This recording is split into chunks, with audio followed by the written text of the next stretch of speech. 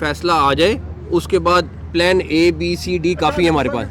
যত গর্জে তত বর্ষে না কথাটা পাকিস্তান ক্রিকেট বোর্ড পিসিবির সঙ্গে এই মুহূর্তে বেশ মানানসই।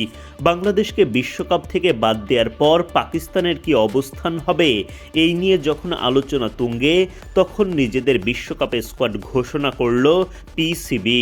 অথচ আগের দিনও পিসিবি চেয়ারম্যান মহসিন নাকভি বলেন বাংলাদেশের সাথে অন্যায় হয়েছে, যদি পাকিস্তান সরকার খেলতে মানা করে তাহলে আমাদের খেলার সুযোগ নেই, এই সিদ্ধান্ত সরকারই নেবে।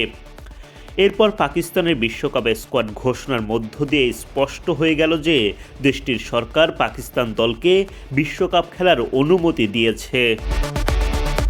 সালমান আলী আঘার নেতৃত্বে শক্তিশালী দল ঘোষণা করে পাকিস্তান, তাদের লক্ষ্য শিরোপা জয়।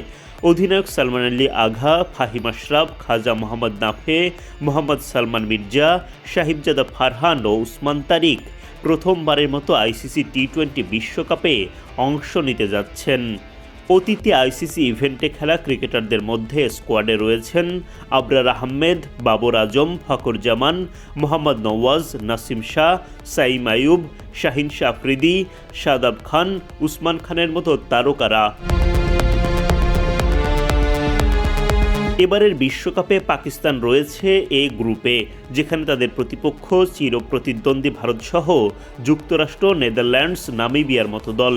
আগামী 7 ফেব্রুয়ারি নেদারল্যান্ডসের বিপক্ষে ম্যাচ দিয়ে বিশ্বকাপ শুরু করবে পাকিস্তান। এক নজরে বিশ্বকাপে পাকিস্তানের পূর্ণাঙ্গ স্কোয়াড: অধিনায়ক সালমান আলী আঘা, আবরার আহমেদ, বাবর আজম, ফখর জামান, মোহাম্মদ নওয়াজ, নাসিম শাহ, সাইম আয়ুব, শাহিন শাহ আফ্রিদি, শাদাব খান, উসমান খান, ফাহিম আশরাফ, খাজা মোহাম্মদ নাফে, মোহাম্মদ সালমান মির্জা, সাহিবজাদা ফারহান ও উসমান তারিক।